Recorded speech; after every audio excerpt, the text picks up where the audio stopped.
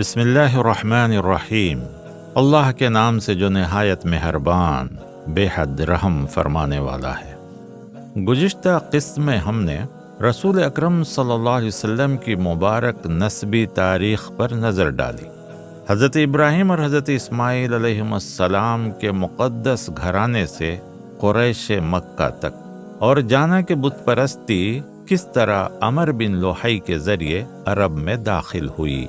آج کی قسط میں ہم منظر کو وسیع کرتے ہیں، یہ دیکھنے کے لیے کہ رسول اللہ صلی اللہ علیہ وسلم کی پیدائش سے پہلے عرب میں مذہب کی کیا حالت تھی، اور دنیا کے مختلف خطوں میں مذاہب کس رنگ میں پائے جاتے تھے۔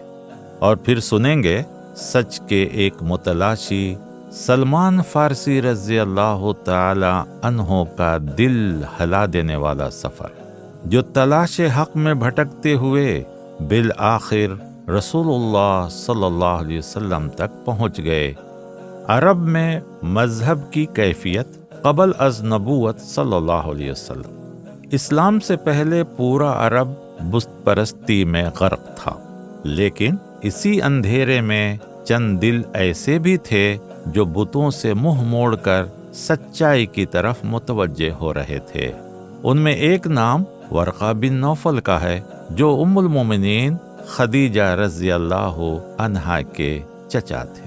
ورقہ نے حق کی تلاش میں عیسائیت اختیار کی تھی، اور آگے چل کر ہم دیکھیں گے کہ وہ اسلام قبول کرنے والے اولین مردوں میں تھے۔ دوسرا نام زید بن عمر بن نفیل کا ہے، جو حضرت عمر رضی اللہ عنہ کے دور کے رشتہ دار تھے۔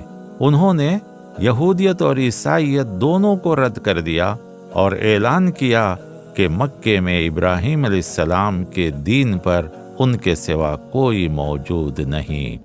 زید رسول اللہ صلی اللہ علیہ وسلم کے اعلان نبوت سے 5 سال پہلے دنیا سے رخصت ہوئے، اور آپ صلی اللہ علیہ وسلم نے فرمایا کہ وہ قیامت کے دن ایک الگ امت کے طور پر اٹھائے جائیں گے، اور جنت کے 2 باغ پائیں گے۔ ایسے لوگوں کو حنفاء کہا جاتا تھا، یعنی جو شرک سے منہ موڑ کر توحید کی طرف لوٹ آئے ہوں۔ پورے عرب میں ایسے صرف 2-3 لوگ تھے، اور وہ سب مل کر دین ابراہیمی کی اصل شکل حنیفیت کی تلاش میں تھے، اور اسی دور میں دین حنیف وہ راستہ تھا جو اسلام کے سب سے زیادہ قریب سمجھا جاتا تھا۔ عرب کے گرد و نواح میں پائے جانے والے مذاہب، عرب کے ارد گرد 3 بڑے مذاہب پائے جاتے تھے: یہودیت، عیسائیت اور پارسی مذہب، اور ان کا اثر عرب میں بھی داخل ہو رہا تھا۔ بہت سے یہودی قبائل رومی عیسائیوں کے ظلم سے بھاگ کر خیبر، تیمہ اور یثرب یعنی مدینہ میں آباد ہو گئے تھے۔ کچھ عرب قبائل نے یہودیت اپنا بھی لی تھی، اور اسلام کی آمد تک عرب بھر میں تقریباً 20 یہودی قبائل موجود تھے۔ پارسی مذہب فارس کا سرکاری دین تھا، جس کی بنیاد آگ کی پرستش پر تھی۔ شمال میں عیسائیت کافی پھیل چکی تھی، لیکن کئی فرقوں میں بٹ کر شدید اختلاف کا شکار تھی۔ رسول اللہ صلی اللہ علیہ وسلم سے پہلے عیسائیت کی حالت، حضرت عیسیٰ علیہ السلام کے آسمان پر اٹھائے جانے کے صرف 30-40 سال بعد عیسائیت 2 بڑے گروہوں میں تقسیم ہو گئی: یہودی عیسائی، پولس کے ماننے والے عیسائی۔ یہودی عیسائی خود کو بنی اسرائیل کا حصہ سمجھتے تھے، شریعت موسیٰ کو مانتے تھے، اور عیسیٰ علیہ السلام کو وعدہ شدہ مسیح سمجھتے تھے۔ یہ وہ عقیدہ ہے جو اسلام پیش کرتا ہے۔ دوسری طرف پولس تھا، جو اپنی زندگی میں کبھی عیسیٰ علیہ السلام سے نہیں ملا تھا۔ چند سال بعد اس نے یہ دعویٰ کیا کہ اسے خواب میں عیسیٰ علیہ السلام دکھائی دیے، اور اس خواب کی بنیاد پر اس نے ایک نئی تھیالوجی قائم کی۔ عیسیٰ علیہ السلام میں الوہیت ہے، وہ شریعت کو بدلنے آئے تھے۔ تثلیث کا تصور صرف ایمان لانے سے گناہ معاف ہو جاتا ہے، پولس نے نئے عہد نامے کی 27 میں سے 13 کتابیں لکھی۔ اگلے 300 سال عیسائی اس بات پر منقسم رہے کہ مسیح حقیقت میں کون ہے، نبی، خدا کے بیٹے یا خدا۔ اسی دوران مشرک رومی حکومت عیسائیوں کی سخت دشمن بنی رہی۔ پھر 312 عیسوی میں رومی بادشاہ کانسٹنٹائن نے عیسائیت قبول کر لی۔ 325 عیسوی میں اس نے کونسل آف نقیہ بلائی، جس میں پولس عقیدے کو سرکاری حیثیت دے دی گئی۔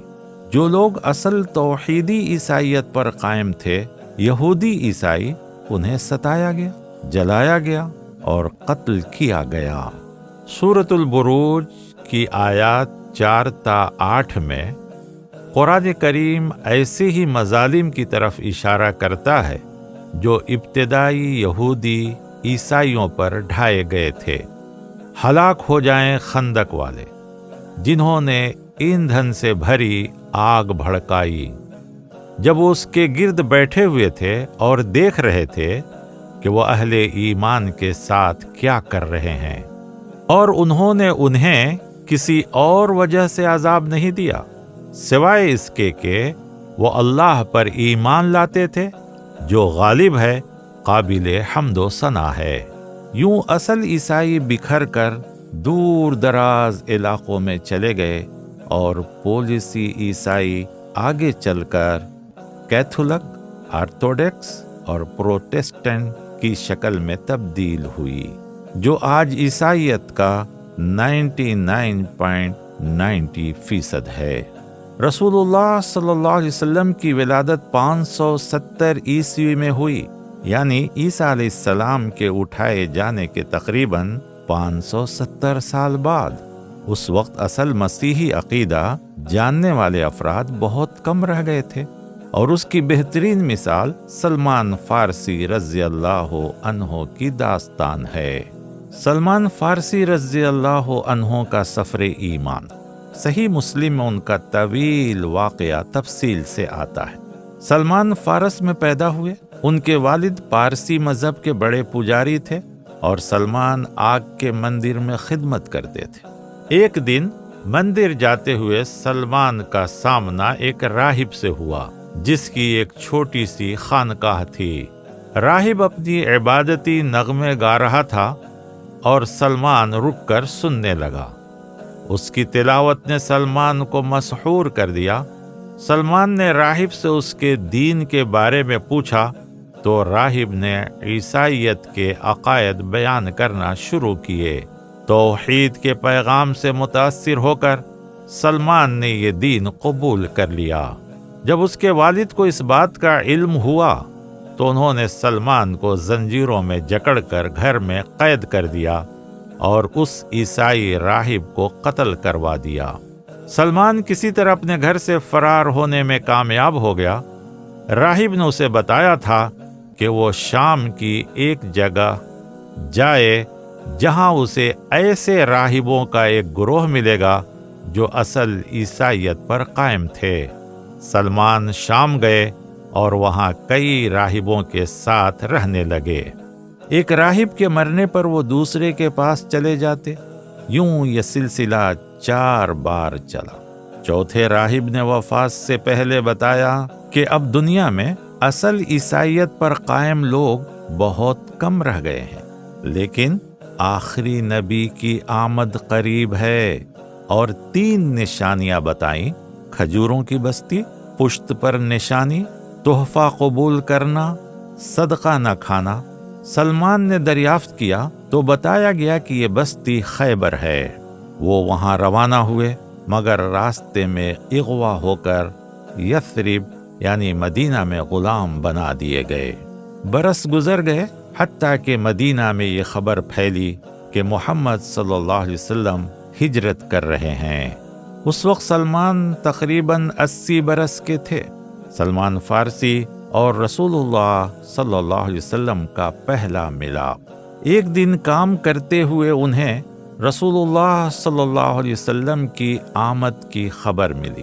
وہ جذبات سے بے قابو ہو کر بھاگنے لگے، مگر آقا نے روک کر مارا اور کام مکمل کروایا۔ سلمان کام ختم کیے اور چند کھجوریں لے کر رسول اللہ صلی اللہ علیہ وسلم کے پاس آئے۔ یہ آپ کے لیے صدقہ ہے۔ نبی صلی اللہ علیہ وسلم خود نہ کھائے، صحابہ کو دے دیے۔ اگلے دن وہ تحفہ لے کر آئے۔ اس بار نبی کریم صلی اللہ علیہ وسلم نے خود بھی تناول فرمایا۔ 2 نشانیاں پوری ہوئیں تو سلمان پیچھے کھڑے ہو کر پشت کی طرف دیکھنے لگے۔ حضور صلی اللہ علیہ وسلم نے چادر ہٹا کر مہر نبوت دکھا دی۔ سلمان بے اختیار رونے لگے۔ انہوں نے حضور صلی اللہ علیہ وسلم کا ہاتھ چوم لیا اور اپنا طویل سفر سنایا۔ رسول اللہ صلی اللہ علیہ وسلم نے فوراً ان کی آزادی کا انتظام کیا۔ مالک نے 150 کھجور کے درخت مانگے۔ جب موسم آیا تو خود رسول اللہ صلی اللہ علیہ وسلم نے درخت لگائے۔ اگلے سال سب بار آور ہو گئے اور سلمان آزاد ہو گئے۔ سلمان رضی اللہ عنہ کا قصہ ایک آفاقی نشان۔ سلمان کا سفر بتاتا ہے کہ دنیا میں اصل مسیحی عقیدہ جاننے والے کتنے کم رہ گئے تھے، اور اللہ سچائی کے طلبگار کو دنیا کے کسی بھی کونے سے محمد صلی اللہ علیہ وسلم کے در تک پہنچا دیتا ہے۔ اور یہ بھی یاد دلاتا ہے کہ جب رسول اللہ صلی اللہ علیہ وسلم آئے، یہود بکھرے ہوئے تھے، عیسائی فرقوں میں بٹے ہوئے تھے، فارس آگ کی پوجا کرتا تھا اور عرب بتوں میں غرق تھا۔ ایسی تاریکی میں اللہ نے اپنا آخری رسول بھیجا، تمام جہانوں کے لیے رحمت بنا کر، جیسا کہ قرآن سورہ انبیاء آیت 107 میں ہے۔ اور ہم نے آپ کو نہیں بھیجا محمد صلی اللہ علیہ وسلم مگر تمام جہانوں کے لیے رحمت بنا کر۔